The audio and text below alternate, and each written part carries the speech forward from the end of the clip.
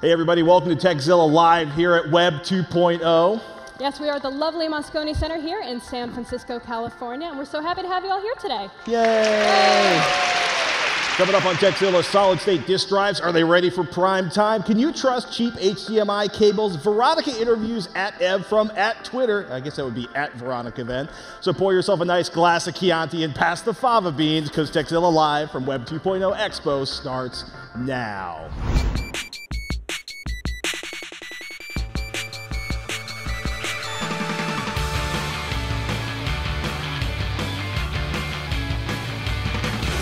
Tekzilla Live at Web 2.0 is made possible by Squarespace, Gamefly, and Dine Inc. I'm Patrick Norton. I'm Veronica Belmont. Welcome to Tekzilla, hands-on reviews of the latest technology and how to make the most of the gear you already own. Yes, whether you're a beginner or tech support for all of your friends and family, if you've got a question about launching a startup, faster computers, digital cameras, or the safest food at the Las Vegas Convention Center, we can definitely tell you a few things about that, or actually the Moscone Center as well. I haven't figured out the food here yet. It's pretty tame. Really? Yeah, you're safe. You'll so be none safe. of those like $19 hot dog hell creations, like, yeah. No. There's a story behind that. Ask us afterwards. The LVCC is the Las Vegas Convention Center. It's sketchy. It's sketchy, yeah. But we're here at Web 2.0. New set last week. Yeah, last week we had a whole new set. I don't know if you guys saw that. Did anyone? Oh, actually, they haven't seen it because the show's coming out today in a mere few hours. So you'll get to see the new set for the first time. We're super excited about it. It's really exciting. Not as exciting, actually, of having people in front of us. So we want to thank everybody again for coming out to watch this. And as we said, we're at Web 2.0. So what's next? Well, Web 3.0? Are people talking about that yet? Is that like totally passé already? I think Bruce Sterling said it's going to be the transitional web, stabilizing the architecture and infrastructure of the web, and figuring out how to not get hosed on caps when you're trying to download video. And then we figure out what Web 3.0 is. I don't even want to get into that yet. It hurts my brain to think about. You had a thing last night. I did have a thing. Was anyone at Ignite last night, at the Ignite presentation? I did not vomit on stage. I didn't forget everything I wanted to say. I was really nervous about it for some reason. Because usually I at least have you to talk to. Or to hide behind. Like if we mess up, we can kind of riff off of each other and deal with it, and it's all good. But that was like just me on there by myself. I'm not feeling confident, like right up until I got there. And then suddenly I just started talking, and it was okay. That's a good thing. Yeah, I was like, wow, I can actually do this. That's Did you like envision the crowd naked or anything like that? That is the worst thing to tell people to do. Do you know how much concentration that would take? Like if I tried to picture every single one of you naked right now, especially which I'm trying you in to do. row 4. No, see, it's not working for me. It's just a thought. My imagination isn't that good. But hey, Squarespace is one of our sponsors today, and they're doing something totally cool for the show. Of course, besides sponsoring us, which we really appreciate, we challenged them to a Squarespace off, I guess you could say. And we actually found someone in the audience who's going to get a whole new website today due to Squarespace. And it's going to be at tekzillalive.squarespace.com. You can check up there from time to time. And it's Danielle Olson. Is she in the audience? Hey, Danielle, getting a new website today. You excited?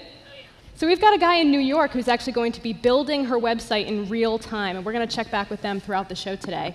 Can we bring up the website and see if they've started anything with it yet? We're going to do that from time to time. I brought up the first video. They have really simple first. tools for building websites. You've probably all checked it out in the past before, and it's just a really simple way to, it's kind of like WYSIWYG editing, but way more advanced than that. Let's see. That's it so far. Obviously, they've We'll have to check back in later. But I think we should go to our first video question of the day. All right, let's fire that one up. We've actually got some questions. This one comes from Phil, who's asking about SSD drives. Hey Veronica and Patrick, I have a Lenovo Wi-Fi 10 laptop, and I was wondering if it was at all possible to upgrade it to an SSD drive. I have a 250 gig hard drive in it, and I would like the SSD drive to be at least over 100 gigs. I've got about $140 price range also. Also, any information you guys can give about how SSDs work and what predominantly they would be used in other than just finding them in netbooks. Thanks, and keep up the great show. Well, thank you very much, Phil. You were giant on the screen over there for a little bit. Nice headphones, by the way. So in case anyone isn't clear, SSD is a solid-state disk drive, which you guys are probably familiar with, and a lot of products coming out these days, but price range might be an issue. Let's go take a look at the one you've got over there. We've been getting a lot of questions about SSD drives lately because the prices have kind of been dropping. But basically what we're talking about is a hard drive built from non-volatile RAM and flash memory, like a camera basically. When you turn the power off, the stuff on it doesn't go away. No. Or if you bang the thing while you're doing a read or a write, the data doesn't go away. There's no rotating media. Yeah, that's his favorite thing to do whenever we're on set and he's got something that's a solid-state drive or anything that's flash memory. He just starts banging it on the table, and I feel my heart like, no, don't break the thing. It's amazing like how sophisticated the technology inside of these things really is, because they are, when you look at it, right, it's super simple. It's just a bunch of memory chips soldered on there and a controller. And the controller is really critical because cheap drives, say J-Micron drive controllers, which are basically attached to Samsung memory, which are being branded by like 32 different vendors right now. They're very, very inexpensive. Have some nasty problems with introducing lag. So if you're going to look at it, it's $100, it's $150. I can put an SSD drive. It's going to be super fast. Well, when it's writing or when small applications on your system are doing like quick little writes to the hard drive, we've seen things like lag of a second, or if 3 or 4 of them stack up, you'll have a few seconds while your computer just sort of pauses while it's doing something, writing very, very slowly to the hard drive. So the fabulous drive we're looking at right here, which is the X25M from Intel. This is an 80 gigabyte version, and it's kind of crazy for me to look at this and realize the density of the memory on this.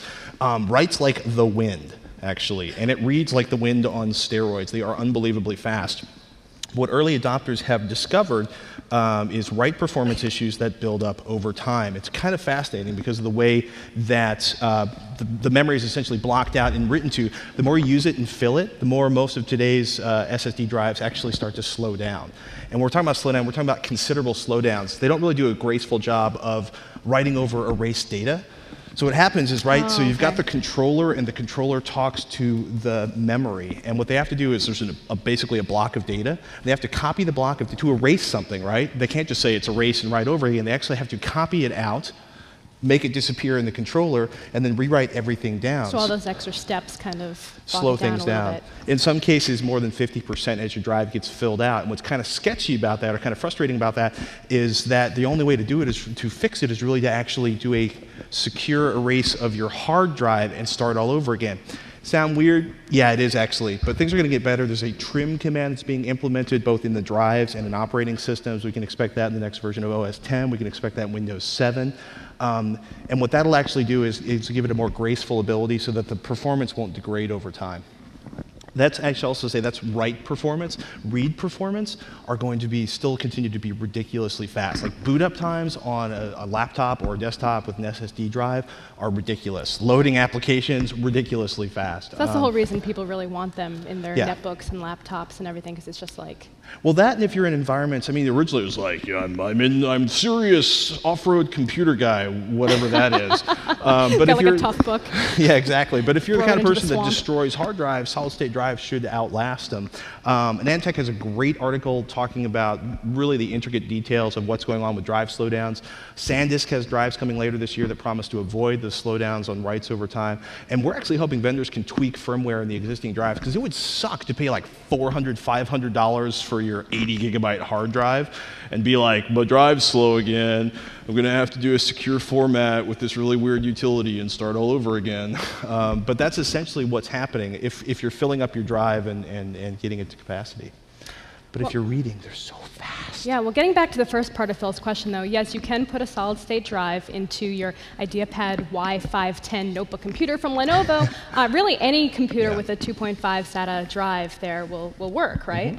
And at worst, you might need to shim it a little bit. But finding a 100 gigabyte SSD drive for $140 is going to be pretty close to impossible right now. At least for the next 6-8 months. I know. In a few years from now, it might get to that point, but you're maybe looking at 60 to 80 gigabytes at a way, way discounted price, like if you can find them super on sale somewhere. And if they're one of those drives using the early J-Micron controllers, you can almost guarantee that you're going to be frustrated with the performance of that drive.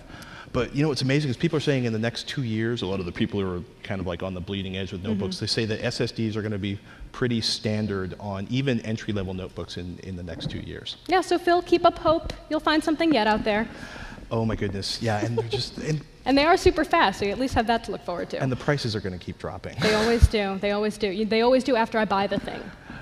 That's what happens. Would you buy one so I can buy one? Yeah, thanks. Thanks Yeah, a lot. yeah. Thanks a lot. So 2 years, Phil, then maybe you'll find something in your price range, roughly. Or you can start out with something a little slower and a little smaller, rather, and build up from there.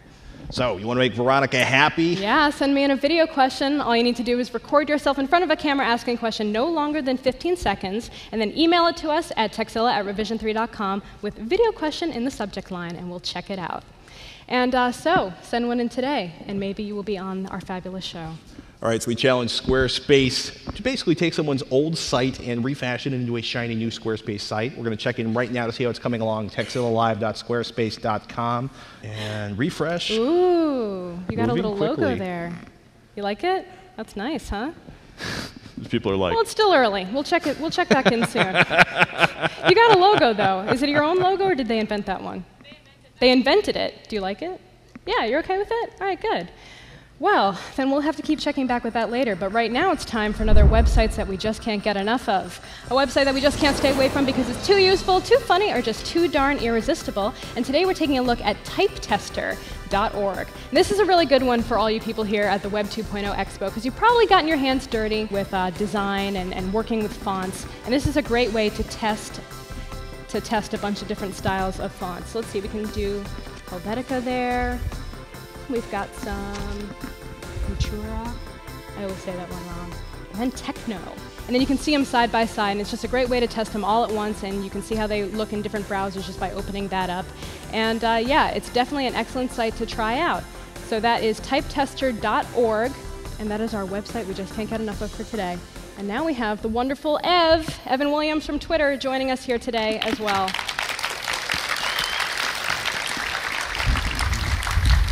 Thank you for being here today. Thanks for having me.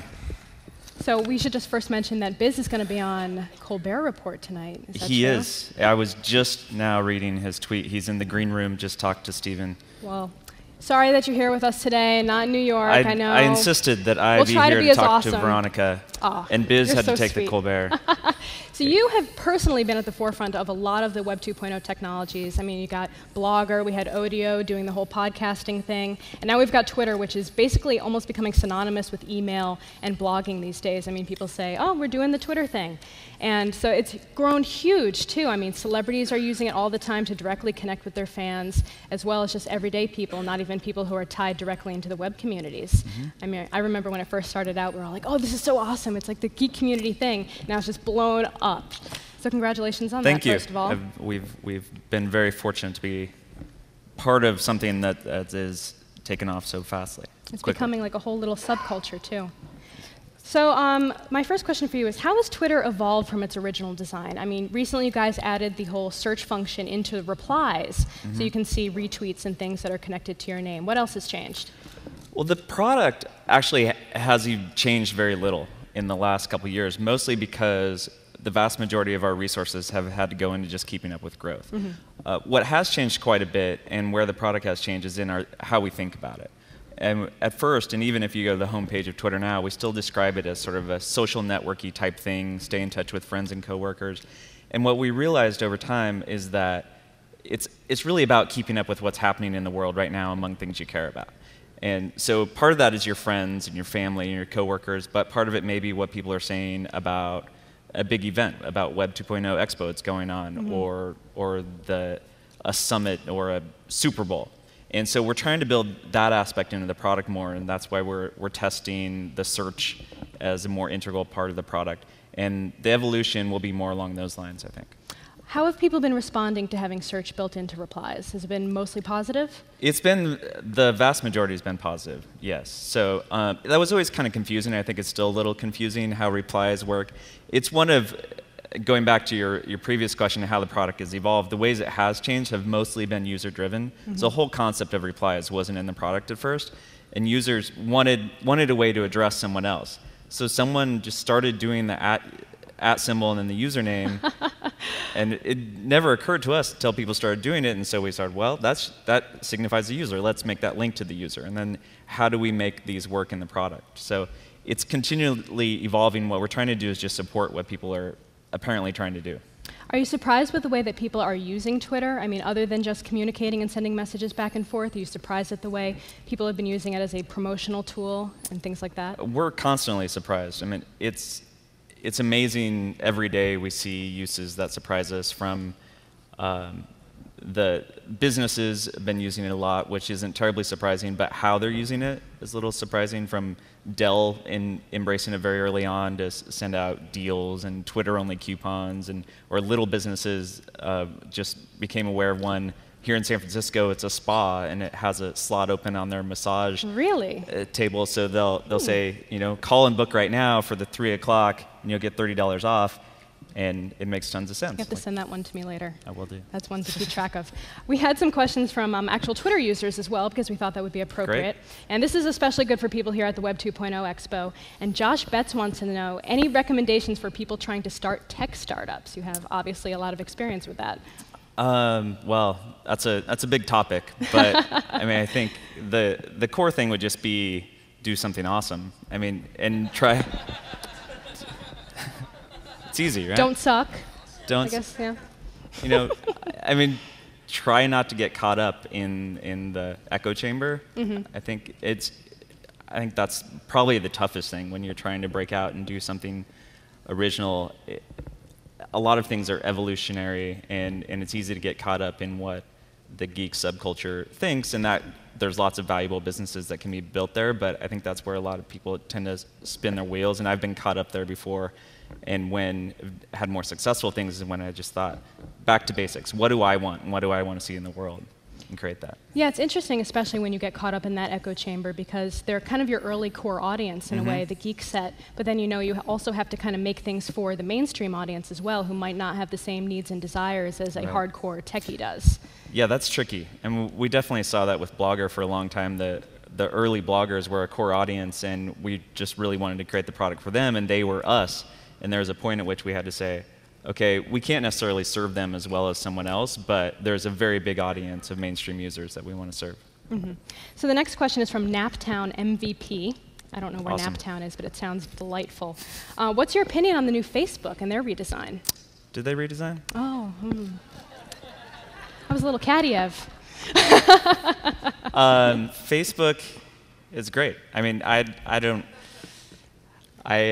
use Facebook. I have lots of friends on Facebook. It makes a lot of sense to me what they did. Mm-hmm. And I don't know if I'm not a hardcore Facebook user, but I'm very impressed by a lot of stuff they did. They did a bunch of stuff that we want to do, and it's been on our roadmap. So that's great. Well, is that something you would want to kind of go more towards? Because the next question was from El Gons, which is Spanish for the Gons. And he wants to, do you see Twitter becoming a platform like Facebook? Well, it depends on the definition of a platform. Yeah. But and we have hundreds, possibly even thousands of developers who build on Twitter today. So by some people's definition, that would be a platform. We have companies that are getting funded that are based on Twitter. StockTwits raise money and entirely focus on Twitter. There's several other companies that are both building products exclusively for Twitter and building actual businesses doing that. So a lot of that has been really just organic, and we haven't done a lot to, other than putting the API out there very early and answering people's questions, we haven't done a lot to support that as much as we'd like to. But that's one of our initiatives internally to help both developers and users take advantage of the ecosystem. I was wondering, with so many people building off the API, especially building businesses around that, what have you done about the rate limit and the calling to the API so much, and that kind of getting blocked after a little while? It's something we're continually trying to increase, and it's been tricky because when you don't have control over the interfaces, then just computers making enormous amounts of requests. And if it was unlimited, there's no way we could survive. Right. So we're trying to get more intelligent about that. But and we're trying to increase capacity overall. There has to be some sort of rate limit, or else, just runaway scripts can take our server down. But It's something we've increased a couple times and plan to increase more and maybe get more sophisticated about. Would it be something that maybe you could work specifically with a specific company and then kind of let them have free range for the rate limit while limiting it to other people? I don't know. I'm totally thinking We out of have the done box that, here. actually. We've had a whitelist, and now there's not technically a whitelist. There's just different levels. What we did have was you're either limited, like, this much, or you get whatever you want. And we're pretty liberal about putting people on the whitelist, but then some of those cause problems, so we had to get a little bit more sophisticated. And our API team is still just 2 developers now. There's 1 guy supporting them and trying to answer questions. So it's a big project to support these thousands of other developers, and they're working really hard at it. So the next one is from, usernames are so impossible to say, Tiglar Langer. Of course. Any future support for images or video, etc.? I've seen some kind of mashups of that in the past, but never anything officially sanctioned. Yeah, I think we should support images or video better than we do today. That doesn't necessarily mean we want to host them. We might, if we think that's the best thing for users. There's so many places to host your images and video, though. I don't know if people want a different one or just a better integration. Like viewing in line. Maybe viewing in line. TwitPic has gotten really popular. It seems to be the leader right now, but I think there's other companies that offer similar functionality. Obviously, I don't necessarily want to get into competition with YouTube and say, put your videos on Twitter instead. But Twitter is really just it's like lubricant for web content. And so if we can make it more efficient and make it faster to view things, I would like that as a user. So we'll think about that. Here's a question that's very relevant to my interests. Kim Stowe says, how can someone monetize based on a thriving Twitter following? I don't know. You should try. Anyone want to sponsor Veronica's Twittering? Just kidding. No, that would be weird. That would be totally weird. I don't know. We would support people trying to do that, and there are people doing that. And we're all for it. As long as people build a following base and are delivering value to those people, they'll keep following them, and they can build a business out of that. Just like people build businesses out of blogging. Back in the day, it seemed like blasphemy. And then people realize, oh, wait, this is just publishing, and it can be done professionally as well as casually, and there's room for both. All right, and our last question of the day, of course, is from Wunderbar, or Wunderbar, and he wants to know business model. Now, I know we've heard a lot recently about exec tweets with Microsoft. Are any other big companies going to help you attain that business model or work towards that, or what are you guys thinking for the future? We're not spending a ton of time on that right now. We're focusing much more on delivering more user value and growth. But we are doing some experiments, exec tweets with Federated Media, and Microsoft is one of those. It's an experiment. There may be more like that. We don't think that's the holy grail. We have a lot of other ideas, but they come secondary right now to building some more product features. And just trying to support the user base we have right now. So what's next for you guys? Bigger, better, more. Doesn't mean more characters, though. Still 140. I get asked that a lot. It's like, could I just get 10 more characters? Well, that was based off text messaging, right? It was based off text messaging, yeah. But it had these sort of unobvious complementary effects on the web, and we like it. All right, well, thank you so much for joining us here today. Thanks for having me. So I look forward, especially,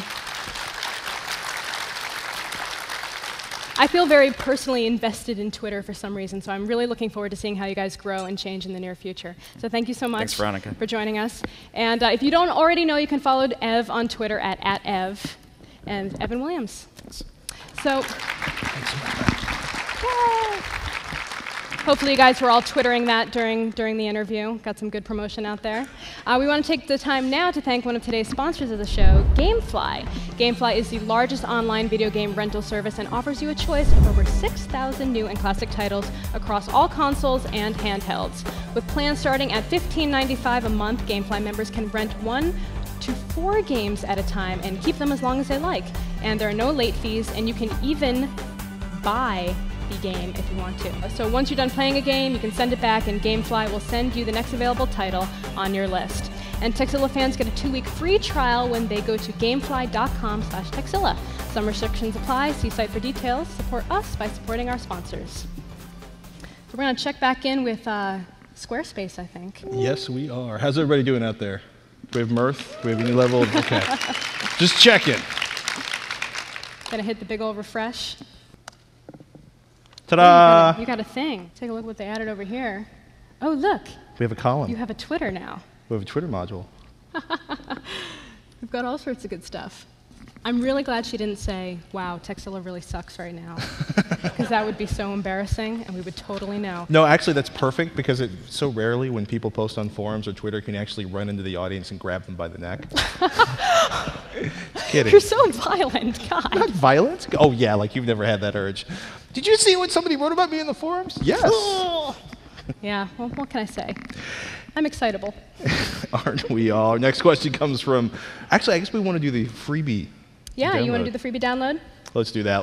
Welcome to this week's freebie download. Pick a free program that we find useful, fun, or incredibly interesting. This week, a freebie download classic.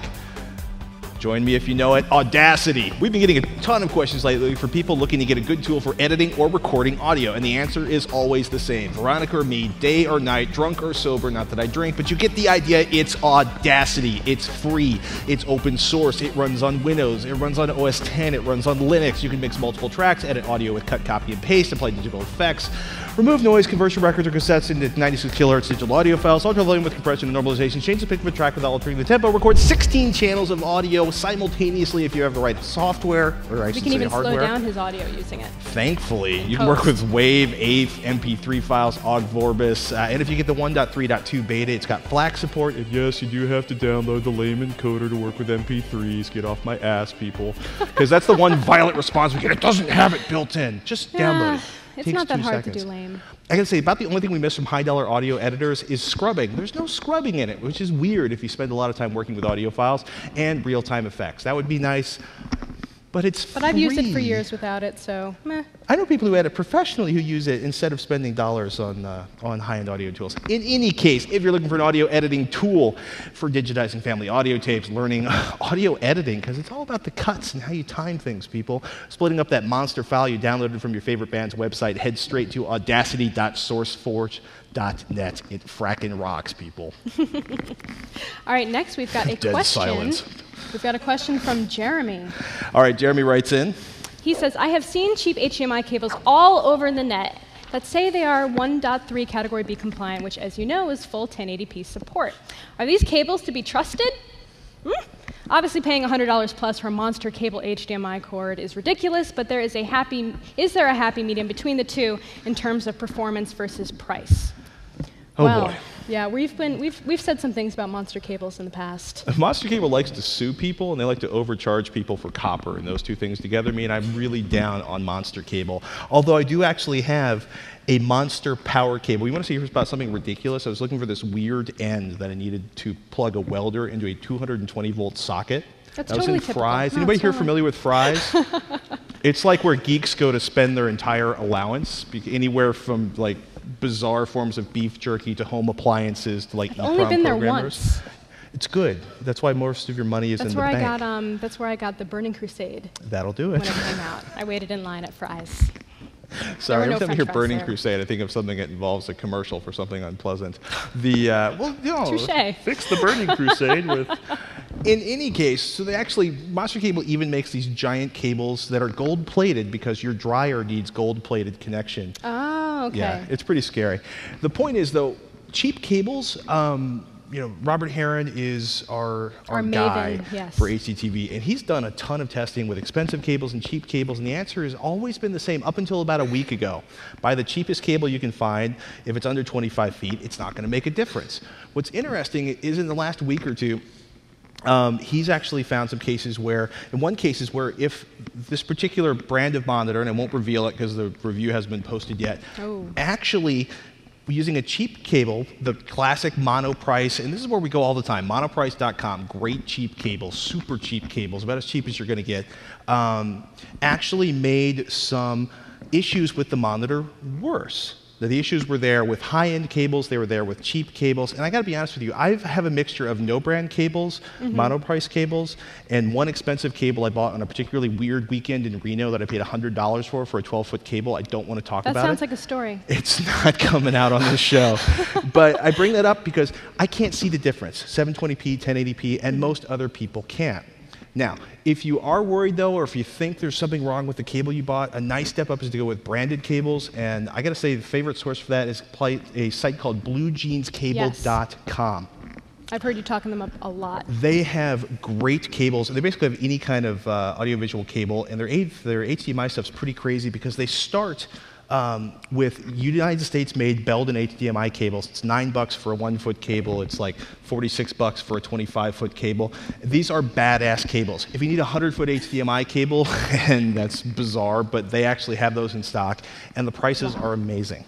Well, that's a nice step up, yeah. And they are certified and tested, and they will do the job. So if you want a cheap cable, if you don't want to go with some sort of, I don't know what the source is, I don't know if it was tested or if they just printed it on the box. It's certified because we printed it on the box. Well, it's nice to have an alternative to the Monster. Yes, well, there are many alternatives to the Monster, and there's like a half dozen alternatives to the Monster alone at bluejeanscable.com. So monoprice.com for super cheap, but Blue Jeans Cable if you really want to make sure it's absolutely positively up to the spec.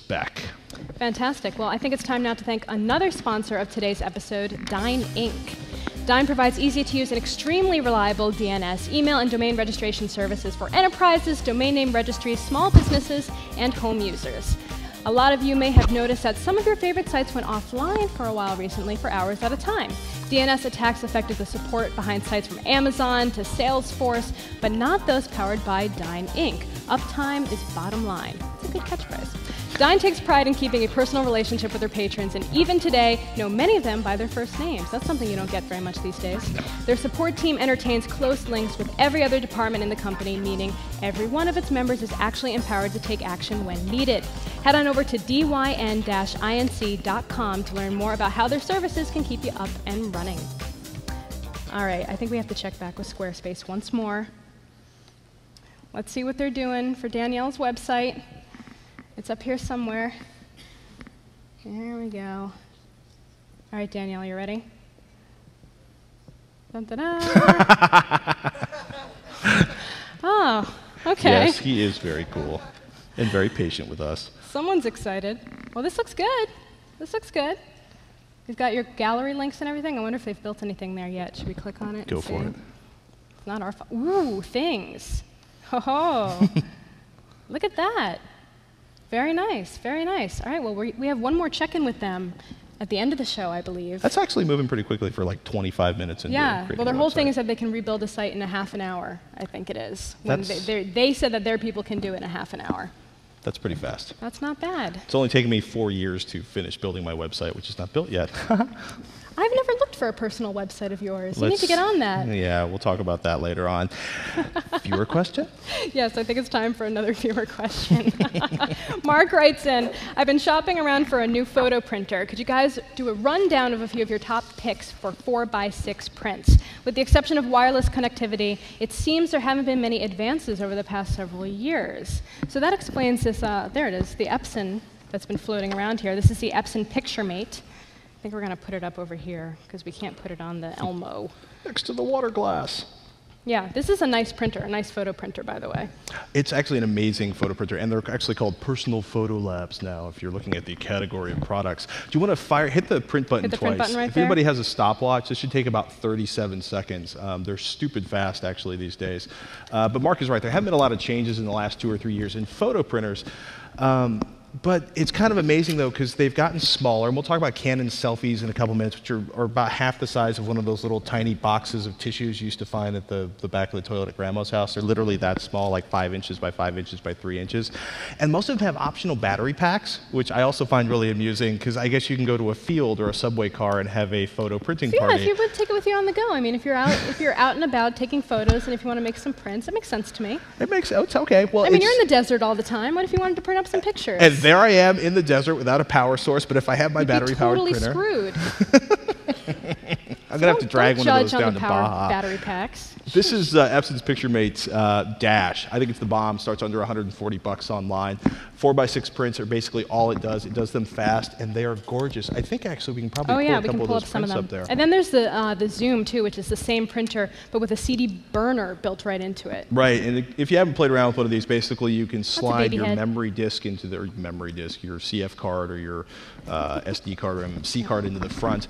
They've got LCD screens. Oh, that's the back of my son's head. Hi, Seamus. Seamus has a lovely head, by the way. Thank you. My wife worked very hard on that. That would be my dog. That's probably not the best example of the print probably not quality. the best example of a really clear photo picture. I'll find another one. I'm not really sure how or why I printed that. I'd like to apologize to my dog. But it's amazing, actually, the quality on these. Both the Dash and the Zoom have LCD screens. They can do basic photo editing, red eye removal, cropping, and they've got an optional Bluetooth adapter if you want to print directly from your phone or your printer from your that phone. way. Yeah, that makes sense. I was like, what would you use a Bluetooth adapter for? Because I never use photo printers, so I hadn't even thought that like a camera and a phone would be a good, You should have a good kid. use for You that. use a photo printer all the time. I checked in with PC Mag's most excellent printer editor, basically the guy that reviews printers for them. Actually, that's a really good. The colors are actually shockingly saturated. That's an inkjet, and that was inkjet print. That was printed out in 37 seconds. I haven't figured out a way to scuff the image without sanding it off. They are waterproof.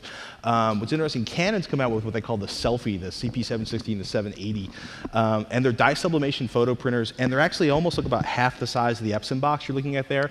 Photo quality is great. They take longer, about 10 to 20 seconds longer than the PictureMate to print, and they're more expensive. You basically buy a big package for either one of these with an ink cartridge and a stack of photo paper. So it's like 55 bucks for a 270 print pack. That's going to be about 20 cents a print.